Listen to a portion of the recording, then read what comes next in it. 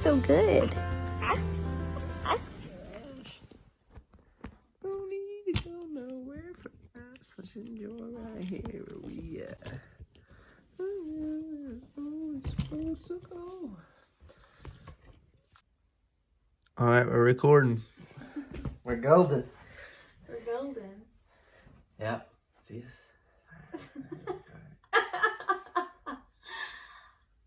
So how you doing this? Alright, So this is gonna be a video of Judah's birth story. what day was it? April 25th. I had just gone to the bathroom and I thought that I had broken my water a little bit. So I called the doctors and they told me to come in. So we went into the hospital. They checked me and nothing had broken, so I don't really know what it was. But they gave me the option to stay there at the hospital or go home and wait till the next day, which I had a scheduled induction on the 26th, just because Judah was breech and I was going to attempt to have him vaginally, and they would rather me have him early and him not be too big to come out breech. So I was already there. I already had an IV and everything set up, so I decided to stay just to get the process going because it was going to be a longer process. So around, what time was it when I got Cervidil? So we got to the hospital on the 25th around 2:30 p.m. and about 5:30 that evening they gave her a Cervidil, which is medicine just to soften the cervix and ripen it more, as they say. And then they said that depending on how her body would react, they would leave that in for up to 12 hours. And basically it's just to help like the whole process of contracting and stuff more and things like that. So her body started doing well and it started contracting on its own within the first, 6 hours or something like that, because then around midnight they took the Cervidil out because they seen that her contractions were frequent enough and her body was doing well on its own. So they took that out. And it was funny because the nurses would come in asking me if I felt the contractions yet, and honestly, they really weren't that bad yet. So I was honestly kind of thankful for that because I was able to get some sleep up until like 5:30. And then they went ahead and gave me Pitocin, which is a synthetic form of oxytocin, I believe. And that is to help speed along the process of induction. So they gave me that, like I said, at 5:30. In the morning on the 26th. Yes. So at first, it was smooth sailing.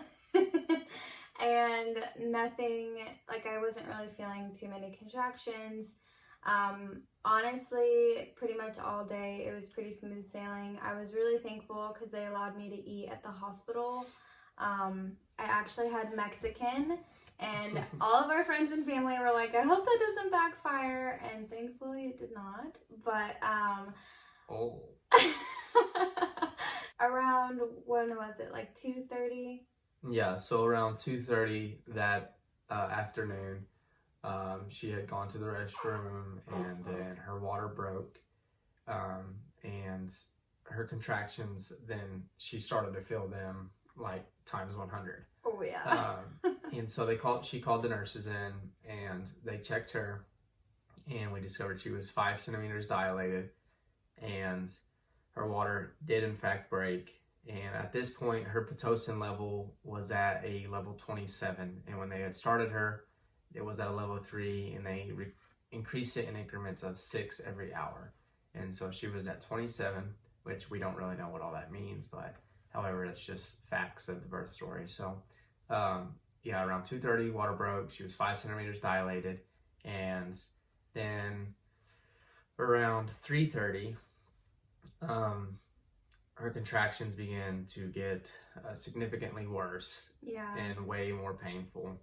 And at this point, her body was wanting to naturally push and I couldn't push because my doctor wasn't there. I wasn't at 10 centimeters yet, so it's not really safe to push before 10 centimeters. Especially being that it was going to be a breech vaginal birth. They want her to basically conserve as much energy as she can until it's go time. So that was the hardest part of labor because, like he said, like my body was pushing and I wasn't able to push with it, and it was very hard to resist the urge to. So I had to kind of really breathe through those pushes, and it was very difficult. And up to this point, she had been like a just super champ through all of the contractions and stuff, and obviously I didn't feel like any of them at all, but it was still a very unique experience because there's only so much that a husband in that position can do to help their wife, and just help them along and encourage them throughout the process. Yeah, at this point, the contractions were so bad. We called the nurse in. They came in and they checked her, and she was in fact at like 8, probably 9 centimeters, the nurse thought. But before she came and checked me, I was, at this point, I had, this whole process I'd gone without any pain medications or anything like that. But I didn't realize how far along I was. I was in so much pain. I was so exhausted, and I didn't know how long it was going to be till Judah arrived. And I kind of like was in a panic mode, and I wasn't myself whatsoever. Yeah. Screaming for an epidural. Yeah. Because I just felt so defeated in that moment. But as soon as the nurse told me how far along I am, it immediately shifted my perspective and my mood, and I was like, all right, let's do this. Yeah. Once the nurse checked her and we realized she was that far along, and we knew that it was just a matter of hours, or something like that until Judah baby was going to be here, her perspective did change a lot, and she realized it was go time. She totally just shifted perspective. And then it was, at this point, it's like 3:30, right? And so as soon as she told me I was an 8 or a 9, I knew I was in that transition period, and that's why I was feeling the emotions I was. So knowing the process of birth really helped me throughout the whole entire birth process, which I can make another whole entire separate video on that. But that seriously helped me so much. As soon as I knew like how far along I was, then I knew I was in transition, I knew it was normal, and I knew Judah would be with us very soon. So 9 centimeters. It's around 3:30 that afternoon, and we knew it was go time. So they went ahead and got her basically ready in the bed, and the nurses started getting everything, all the equipment and stuff that was needed, getting it around, and the doctor came. And when the doc got there, he got in position, I guess, ready to catch, and then started the pushing. And like I said, it was about 3:30, 3:35-ish or something like that. And she pushed for about 50-something minutes, and at 4:28, Judah babe came into the world. Yeah. The pushing, it was really nice because at that point I had only had 1 or 2 contractions during that whole 50 minutes. So I felt like it was just like the Lord blessing me with like a break almost, because the pushing wasn't easy. Since he was breech, I had to push with all of my might. And towards the end there, they were having me push and hold my breath for 10 seconds and then breathe, catch my breath, and then do that again. And so they had me do that for quite a while, and that took out so much of my energy. And she done that like 10-second pushing in intervals of 3. So she would push for 10 seconds with 1 breath, and then breathe for like 2 to 3 seconds, catch her breath, and then push again. And she'd done that multiple times.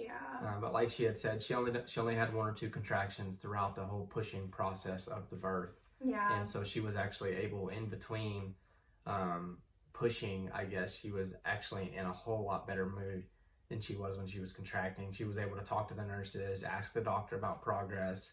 And the doctor even cracked a couple jokes or 2 and it made her laugh. And so that was a blessing. But up until this point, I don't know. I'm no birth specialist by no means, but just from what I've learned from her and learned from the doctors while I was there, breathing has like everything to do with your contractions, and also finding what position is most comfortable for you.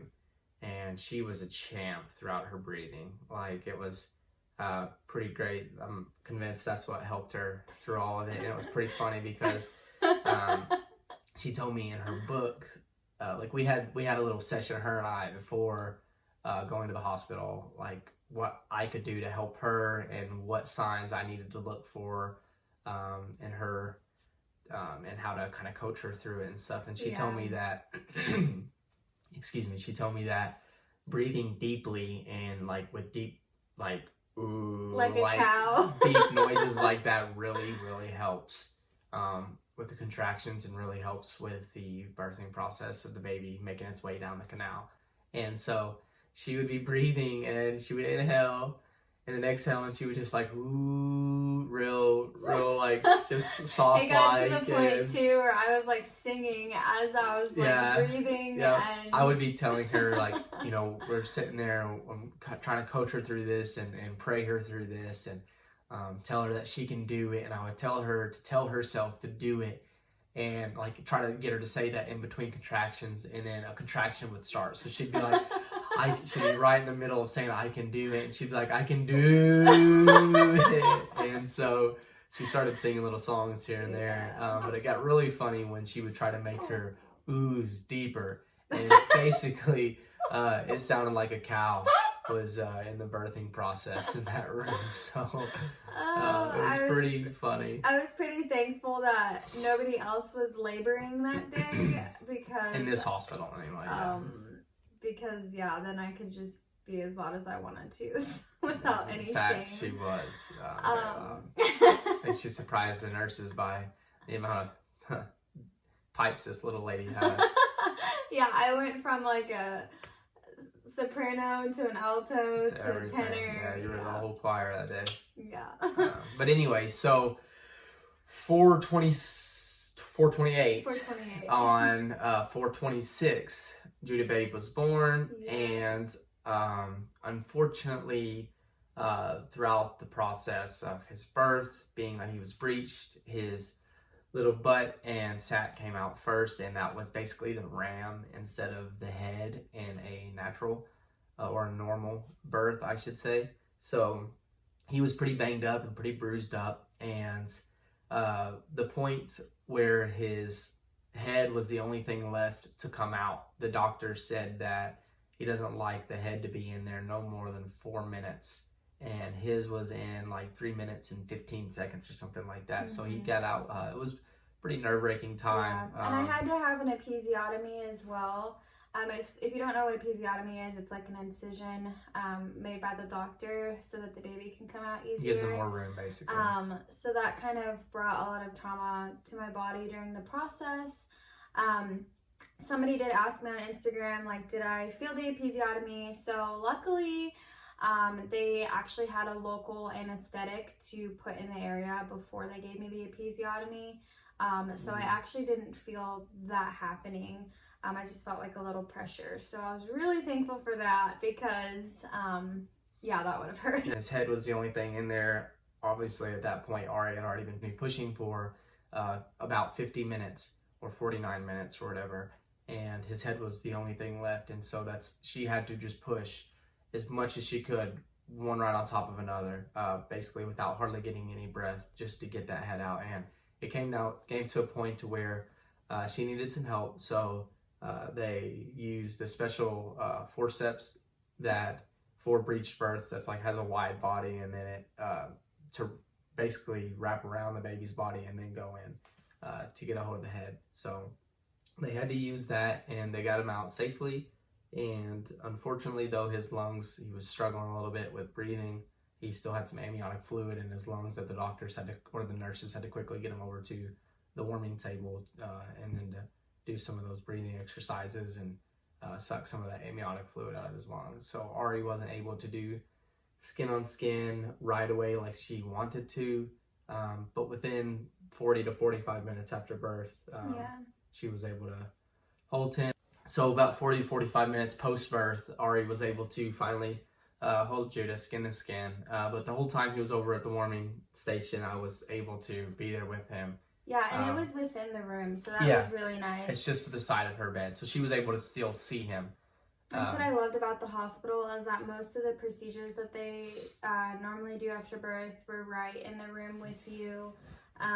Besides like the hearing and eye test, they did that in another room, but everything else was within the confines of our room. And another thing that I loved about the hospital is they're very respectful on like what we wanted, like the procedures we wanted done and the things that we didn't want done. So that's really important when finding a hospital. Like I couldn't have asked for a better birth team. Yeah. I had no idea what to expect in all of this, and it was pretty crazy, but it was also a blessing for sure to bring such a cute little life into the world, and the fact that God entrusts us with that is a beautiful thing. But something I did want to know is, she did a natural breech birth, and our doctor is one of the only doctors in the state of Kentucky that does breech deliveries, and he has delivered more breech babies than any other doctor in the state of Kentucky, and he's got a very, very, very high success rate. And so that was, and it's like 40 minutes from the house, so that was just a blessing. And another thing is he did take a lot of precautions to make sure that I was like even a good candidate for a breech birth. So he made sure Judah wasn't too big. He made sure my pelvis was wide enough in order to deliver him. And so he takes a lot of precautions in order to make sure that you're a good candidate for breech, so that we can have a safe delivery rather than an emergency C-section or something like that. If it came down to it and he told me that I would have needed a C-section, I would have listened to him, because he is such a knowledgeable doctor. I would have trusted his judgment.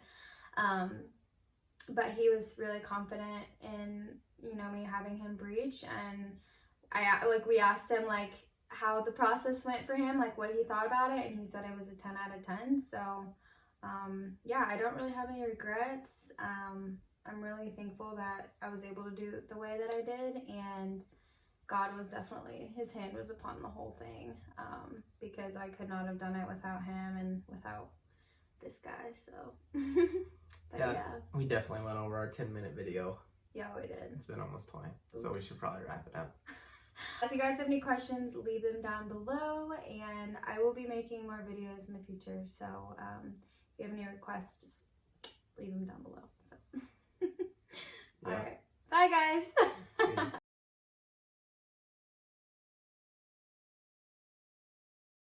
Judah. Hi.